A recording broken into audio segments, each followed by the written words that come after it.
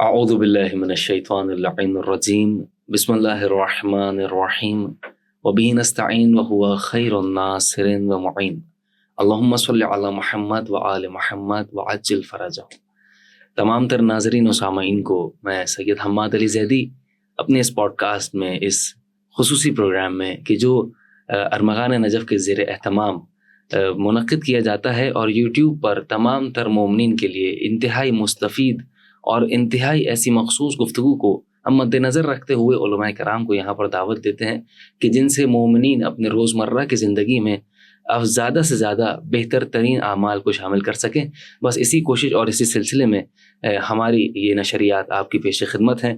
دعا ہے پروردگار عالم کی بارگاہ میں کہ پروردگار تمام تر مومنین کو عمل صالح کرنے کی توفیق عنایت فرمائے، اور جتنے بھی مومنین آل محمد علیہ الصلوۃ والسلام کی سیرت پر پیروی کر رہے ہیں، کرنا چاہتے ہیں، کرنے کی کوشش کر رہے ہیں، دعا ہے تمام تر مومنین کے لیے پروردگار عالم زیادہ سے زیادہ مومنین کے قلوب کو اس نور سے، اس حسین نور سے منور فرمائے کہ جس نور کے ذریعے سے انسان ہدایت پا جاتا ہے۔ ناظرین کرام، اس سلسلے میں آج کے اس پوڈ کاسٹ میں ہمارے مہمان ہیں مولانا مجاہد حسین دامانی صاحب، جو کہ یقیناً اپنے قیمتی وقت میں سے ہمیں وقت مہیا کرتے ہیں اور مومنین کی خدمت کے لیے یہاں ہمارے اس پلیٹ فارم سے مومنین کی خدمت کے لیے پیش ہوتے ہیں۔ دعا ہے پروردگار عالم سے پروردگار مولانا صاحب کی توفیقات خیر میں اضافہ فرمائے، آپ کے علم و عمل میں اضافہ فرمائے، آپ کی مشکلات کو آسان فرمائے۔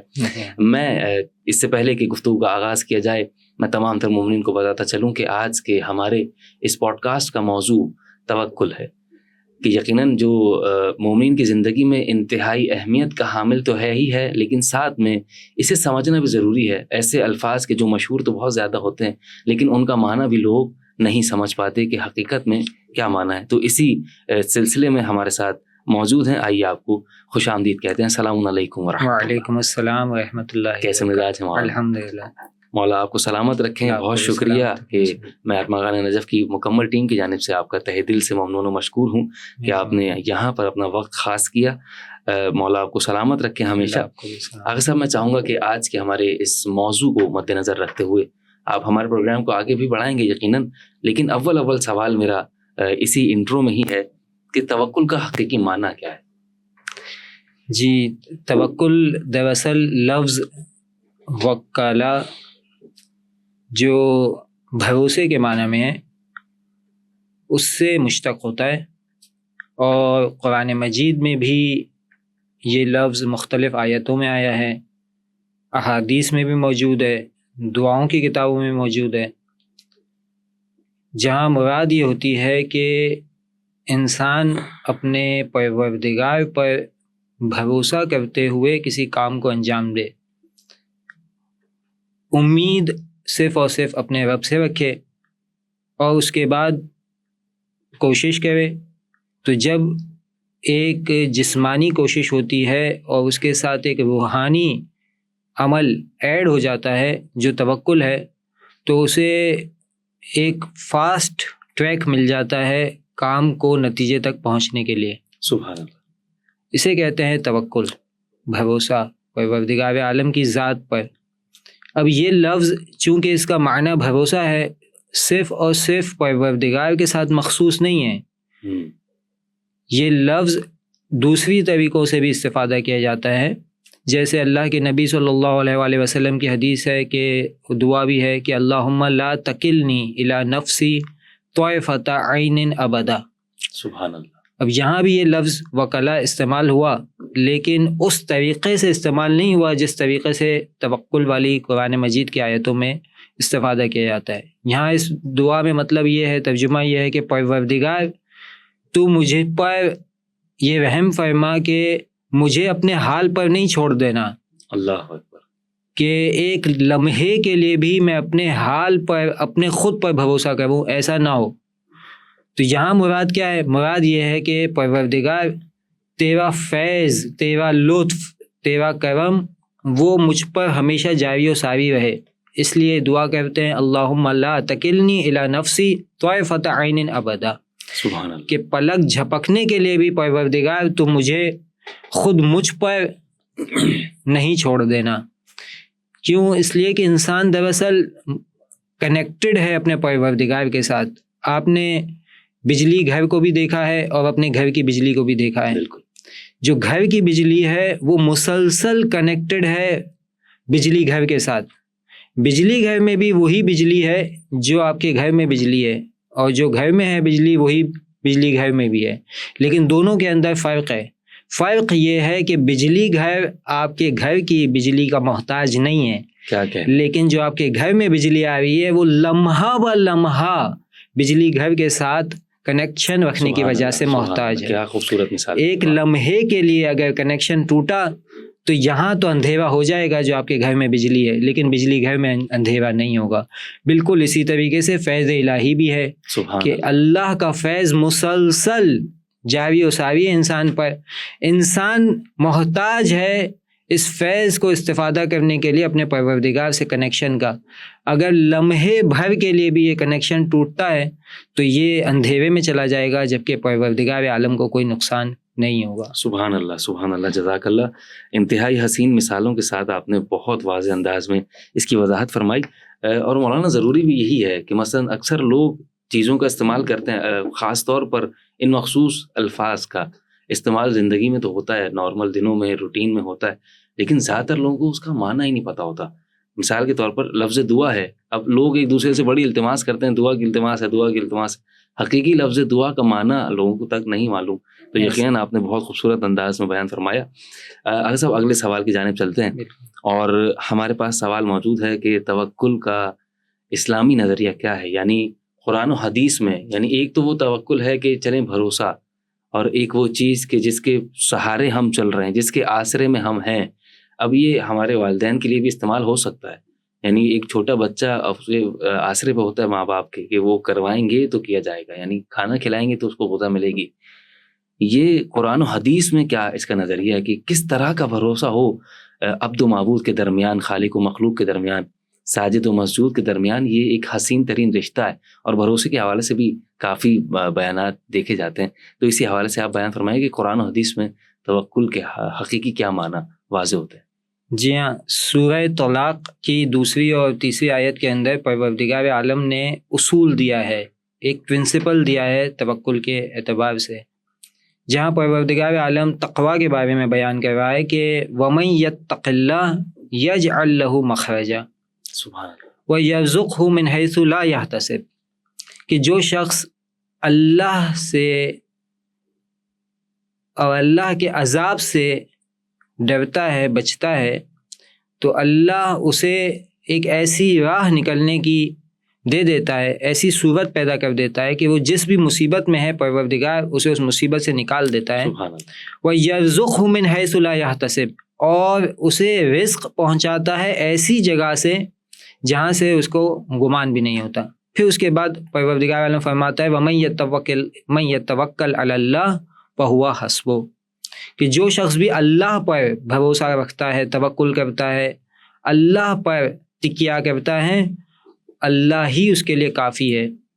دیکھیں, یہ آپ نے اپنی زندگی میں دیکھا ہوگا کہ انسان جب مصیبت میں مبتلا ہوتا ہے, مشکلات میں گرفتار ہوتا ہے, تو اس وقت اگر وہ پروردگار عالم سے متصل ہو جائے, پروردگار عالم کے ساتھ خلوص سے رابطہ قائم کریں, تو آپ نے زندگی کے اندر اپنی کئی ایسی مشکلات کو دیکھا ہوگا کہ جہاں ہم اس مشکل میں کوئی راہ حل نہیں پاتے, ہم نہیں پہچان پاتے کہ اس مسئلے کا حل کیا ہوگا, لیکن اللہ مومن کو اس کے تقوی کی بدولت, اس کے توکل کی بدولت اسے اس میں سے, اس مشکل میں سے اس طریقے سے نکال لیتا ہے جیسے مکھن میں سے بال کو نکالا جاتا ہے. بے شک, بے شک.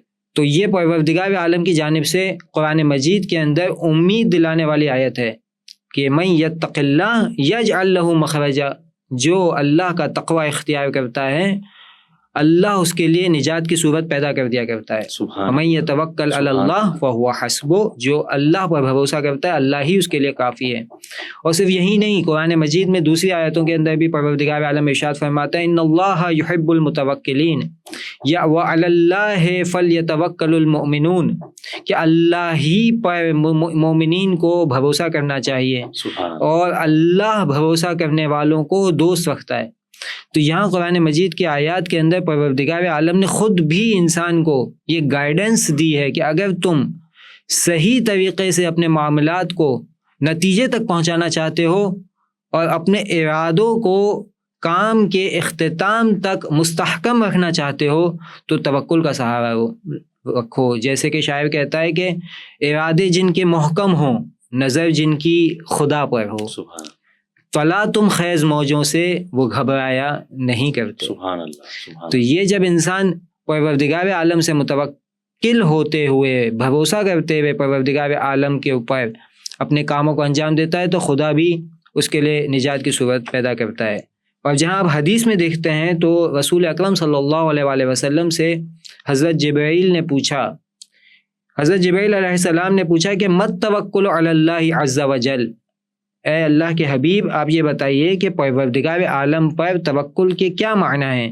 تو فرمایا العلم بأن المخلوق لا يضر ولا ينفع ولا يعطي ولا يمنع واستعمال اليأس من المخلوق، کہ اس بات کا یقین، اس بات پر 100% اطمینان کہ کوئی خدا کی کوئی مخلوق نہ تو مومن کو نقصان پہنچا سکتی ہے، نہ مومن کو فائدہ پہنچا سکتی ہے، نہ مومن کو کچھ دے سکتی ہے، نہ مومن سے کچھ روک سکتی ہے، بلکہ مخلوق خدا سے انسان نا امید ہو جائے، مخلوق خدا سے کوئی توقع نہ رکھے، بلکہ توقع رکھے کس سے؟ سوا اللہ، اللہ کے علاوہ کسی اور پر بھروسہ نہ کرے، اللہ سے امید رکھے مکمل طریقے سے، تو پروردگار عالم اس کے لیے کافی ہو جایا کرتا ہے. سبحان اللہ.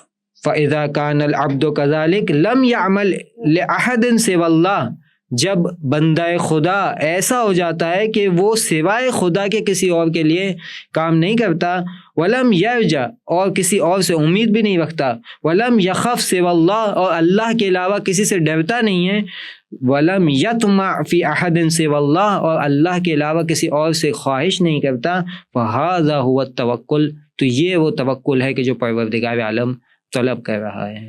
سبحان اللہ. جزاک اللہ. یقیناً توکل کا معنی بھی ہم نے دیکھا، اور توکل میں جو پروردگار عالم نے ڈیمانڈ کی ہے اس لفظ کے ذریعے سے، اس ٹرمینالوجی کے ذریعے سے، یقیناً وہ قرآن و حدیث میں واضح اور روز روشن کی طرح آیا ہے.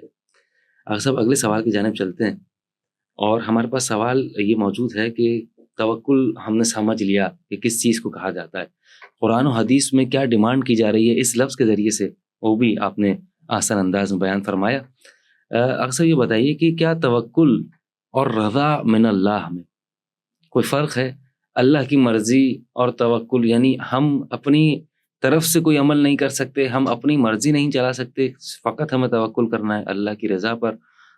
ہم نے بھروسہ کیا پروردگار کی ذات پر، ہم یقین رکھتے ہیں کہ اگر میں نے گھر بنانے کا ارادہ کیا تو یقین ہے پورا کہ گھر میں اپنی ذات سے کبھی بھی نہیں بنا سکتا جب تک اس میں اللہ کی مدد شامل حال نہ ہو. تو یعنی میں بس اسی بھروسے بیٹھ جاؤں، اسی سکون سے بیٹھ جاؤں کہ بھائی جب اللہ کو کرنا ہوگا، جب میرے نصیب میں ہوگا تب مجھے مکان میرا بن جائے گا، میں اسی بھروسے بیٹھ جاؤں، یہی کافی ہے، یا اس سے مراد کچھ اور ہے؟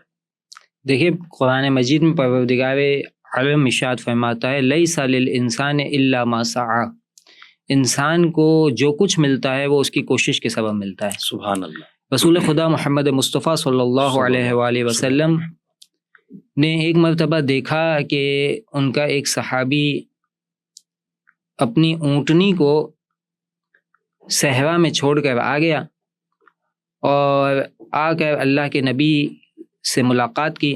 تو اللہ کے نبی نے پوچھا کہ تم نے اونٹنی کو صحرا میں کیوں چھوڑ دیا؟ تو کہا کہ مجھے پروردگار پر بھروسہ ہے، میں پروردگار عالم پر توکل کرتا ہوں. تو اللہ کے نبی نے تنبیہ کی اسے، کہا عقل تم مت توکل، کہ پہلے اپنی اونٹنی کو باندھو کسی درخت سے تاکہ وہ بھاگ نہ جائے، اس کے بعد توکل کرو. یعنی انسان پہلے خود اپنی طرف سے تمام وسائل کو، تمام کوششوں کو انجام دے دے، اور اس کے بعد نتیجے کا طلبگار پروردگار عالم سے ہے. نتیجے کی ذمہ داری انسان کی نہیں ہے، نتیجہ پروردگار عالم دیا کرتا ہے، کوشش کی ذمہ داری انسان کی ہے. انسان جب تک کوشش نہیں کرے گا نتیجے تک نہیں پہنچ سکتا ہے. انتہائی خوبصورت. اسی لیے قرآن مجید کے بارے میں علماء کرام فرماتے ہیں کہ یفسر بعضہ ببعض، کہ قرآن مجید کی بعض آیات کی تفسیر دوسری بعض آیات کر رہی ہوتی ہیں. اب جیسے جہاں پروردگار عالم یہ کہہ رہا ہے کہ انسان اپنے رب سے راضی رہے اور اپنے رب پر توکل کرے تو اللہ اس کے لیے کافی ہے. تو وہاں پروردگار عالم دوسرے کئی مقامات پر انسان کو کوشش پر ابھار رہا ہے. مثلاً جب جنگ بدر کی بات ہو رہی ہے یا جنگ احد کی بات ہو رہی ہے، پروردگار عالم نے صرف اتنا ہی نہیں کہا کہ تم چونکہ مجھ پر ایمان رکھتے ہو تمہیں فتح نصیب ہو جائے گی. نہیں، تمہیں جہاد کے لیے جانا پڑے گا. جب تک تم کوشش نہیں کرو گے تب تک تمہیں فتح نصیب نہیں ہوگی. بالکل اسی طریقے سے آپ معصومین کی زندگی میں دیکھتے ہیں کہ معصومین اللہ پر اس قدر بھروسہ رکھتے ہوئے نظر آتے ہیں کہ انہیں جب پروردگار خطاب کر رہا ہے تو کہہ رہا ہے یا ایتھا النفس المطمئنہ ارجعی الی ربک راضیۃ مرضیہ، کہ تم اس قدر راضی ہو کہ میں تمہیں نفس مطمئنہ کا لقب دے رہا ہوں. لیکن پھر بھی آپ دیکھتے ہیں کہ ہر مرحلے پر، چاہے وہ اقتصادی معاملہ ہو، سیاسی معاملہ ہو، دینی معاملہ ہو یا کوئی ایسا معاشرتی معاملہ ہو جس میں کوشش کرنی ہوتی ہو، تو آپ ائمہ معصومین کی زندگی میں دیکھیں گے کہ وہ اپنی جانب سے مکمل کوشش کرتے ہیں، اس کے بعد پروردگار عالم پر بھروسہ کرتے ہوئے اس کے بھیجے ہوئے ہر نتیجے پر راضی رہتے ہیں. سبحان اللہ. جزاک اللہ. ڈاکٹر صاحب، یہ ہم نے یہ سمجھ لیا ہے کہ چلیں معنی کیا ہے، ہم نے یہ سمجھ لیا قرآن و حدیث میں مطالبہ کیا ہے، ہم نے یہ سمجھ لیا کہ اس کی حقیقت کیا ہے، اس لفظ توکل کی حقیقت کیا ہے، ہم یہ پہچان گئے. اب یہ ہماری معاشرتی زندگی یعنی نارمل ڈیلی روٹین جو ہماری ایک بنی ہوئی ہے، اس میں یہ کیا اثر انداز، یہ کیا اثرات پیدا کرتا ہے، یہ کس طرح سے تبدیلیاں پیدا کرتا ہے جو لفظ توکل ہے. یہ توکل ہماری نارمل ڈیلی روٹین کو، اس ڈیلی سوپ کو کس طرح سے چینج کرتا ہے اور اس میں کیا کیا ہمیں اثرات نظر آتے ہیں. اول تو یہی کہ انسان کو متوجہ ہونا چاہیے، لازمی طور پر بارگاہ الہی میں متوجہ ہونا چاہیے. لیکن آج کل اتنا زیادہ رجحان نہیں ہے کیونکہ ماڈرن ایرا ہے، ماڈرن دور ہے، لوگ نئے نئے خیالات لے کر آتے ہیں اور نئی نئی تھیوریز پر عمل کرتے ہیں. یہ توکل کرنا یہ پرانے بزرگوں کی بات ہے آج کل کے نوجوان کی نظر میں. لیکن آج سب کیا مطلب یہ توکل سے آج کے نوجوان کی، آج کی یوتھ کی زندگی میں کس طرح سے تبدیلیاں پیدا ہو سکتی ہیں اور وہ پیدا کر سکتے ہیں خود اپنے عمل سے، اس کے حوالے سے وضاحت فرمائیں. دیکھیں، خود قرآن مجید کے اندر ایسے جملے موجود ہیں کہ جو انسان کو امید دیتے ہیں. مثلا حسبنا اللہ و نعم الوکیل بے شک، و نعم المولا و نعم النصیر، کہ میرے لیے اللہ ہی کافی ہے اور میں اسی پر ہی بھروسہ کرتا ہوں. سبحان اللہ. وہی کتنا بہترین مولا ہے اور وہی کتنا بہترین مددگار ہے. بے شک، سبحان اللہ. جب یہ جملے انسان سنتا ہے تو اسے ایک ایسا اطمینان اور ایسی امید ملتی ہے کہ وہ اپنے کاموں کو بہترین طریقے سے انجام دے سکتا ہے. آپ اپنے بزرگوں سے پوچھیں تو وہ بتائیں گے کہ ایسا نہیں ہے کہ صرف آج کے زمانے میں مصائب، مشکلات، مصیبتیں ہیں، ایسا نہیں ہے. مصائب، مشکلات، مصیبتیں اس وقت سے ہیں جب سے اس دنیا کا وجود ہے، اور یہ اس وقت تک رہیں گی جب تک اس دنیا کا وجود باقی ہے. چونکہ دنیا مومن کے لیے قید خانہ ہے، کافر کے لیے جنت ہوا کرتی ہے. لیکن جنت اور آخرت مومن کے لیے جنت ہے، کافر کے لیے قید خانہ ہوا کرتی ہے. تو اس طریقے سے انسان جب ان جملوں کی طرف توجہ کرتا ہے کہ جو پروردگار عالم نے اس کے لیے اور اس کی ہدایت کے لیے بھیجے ہوئے قرآن کے اندر بیان کیے ہیں. مثلا افوض امری الی اللہ ان اللہ بصیر بالعباد، پروردگار میں اپنی پوری کوشش کر چکا، اب میں اپنے تمام کاموں کو تیرے سپرد کرتا ہوں، تو بہترین بندوں کو بہترین طریقے سے دیکھنے والا ہے. تو جب انسان ان جملوں کو سوچتا ہے، ان جملوں کو اپنے ذہن میں دہراتا ہے، تو اسے فوراً پروردگار عالم پر توکل اس کا بڑھ جایا کرتا ہے. سبحان اللہ. یہ آپ دیکھیے کہ جب انسان پر کوئی مصیبت آتی ہے، کوئی مشکل آتی ہے، وہ اسٹریس لینا شروع کر دیتا ہے، اس کا ٹینشن بڑھ جاتا ہے. اسٹریس اور ٹینشن جب بڑھنے لگے تو انسان کو یہ سمجھ لینا چاہیے کہ وہ اپنے پروردگار پر اس قدر بھروسہ نہیں کر پا رہا ہے جتنا اسے کرنے کی ضرورت تھی. اللہ اکبر. مثال کے طور پر انسان کسی گھر میں موجود ہے اور اس کے ساتھ کوئی حادثہ پیش آ جاتا ہے. اب جو اس کے ساتھ حادثہ پیش آیا، اس نے یہ کہنا شروع کر دیا کہ اللہ کو میں ہی ملا تھا، نعوذ باللہ، کہ یہ مصیبت مجھ ہی پر آئے. اللہ نے تو ساری مصیبتیں چھپڑ پھاڑ کر مجھ پر ہی نازل کر دی ہیں. تو یہ جملے بتا رہے ہیں کہ انسان پروردگار عالم پر اس طریقے سے بھروسہ نہیں کرتا ہے جس طریقے سے اسے بھروسہ کرنا چاہیے. تو جب انسان پروردگار عالم پر مکمل طریقے سے بھروسہ کرے گا تو یہ اصول ہے، یہ پرنسپل ہے کہ من یتوکل علی اللہ فہو حسبہ، کہ جو اللہ پر بھروسہ کرتا ہے اللہ اس کے لیے کافی ہوا کرتا ہے. آپ دیکھیے مختلف مقامات پر انسان پریشان ہے، اس کا بچہ بیمار ہو جاتا ہے، وہ جب پروردگار عالم سے دعا کرتا ہے، پروردگار عالم سے رجوع کرتا ہے، تو اگر اس کی آزمائش کو اسی وقت ختم ہونا ہے اور اس کے مقدر میں آزمائش ختم ہوتی ہے، تب آزمائش کے ختم ہونے کے ساتھ ساتھ اسے اللہ پر بھروسے کا بھی فائدہ نصیب ہوتا ہے. بالکل اسی طریقے سے اگر اس کی آزمائش ختم نہیں بھی ہوتی تب بھی وہ پروردگار عالم سے چونکہ متصل ہے، پروردگار عالم پر بھروسہ رکھتا ہے، اس کا پروردگار عالم پر بھروسہ رکھنا ہی اسے اس آزمائش میں سرخرو کرتا ہوا دکھتا ہے. حضرت ابراہیم علیہ السلام کے زمانے میں آپ یہ دیکھیں کہ کیسی کیسی مشکلات حضرت ابراہیم پر آتی ہیں.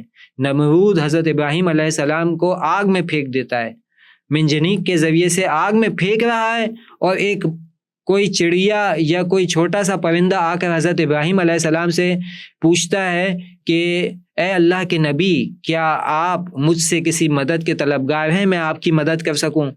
تو فرماتے ہیں مجھے مدد کی ضرورت تو ہے مگر تم سے نہیں، اپنے پروردگار عالم سے. اس قدر توکل آپ کو حضرت ابراہیم علیہ السلام کا نظر آتا ہے. حضرت موسیٰ علیہ السلام کے زمانے میں اس ایسے دوراہے پر، ایسے مرحلے پر حضرت موسیٰ علیہ السلام پہنچ گئے ہیں کہ پیچھے فرعون کی فوج ہے اور آگے بہتا ہوا سمندر ہے.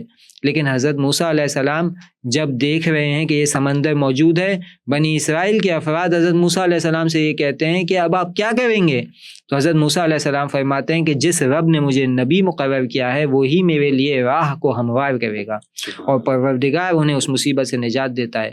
رسول خدا صلی اللہ علیہ وآلہ وسلم کی زندگی میں آپ دیکھتے ہیں مختلف طریقے سے مصائب و مشکلات آ رہے ہیں، لیکن وہ اپنے رب پر اس قدر مکمل بھروسہ کرتے ہوئے نظر آتے ہیں کہ پروردگار عالم پے در پے انہیں مکمل طریقے سے کامیابیاں اور نجات عطا کرتا رہتا ہے.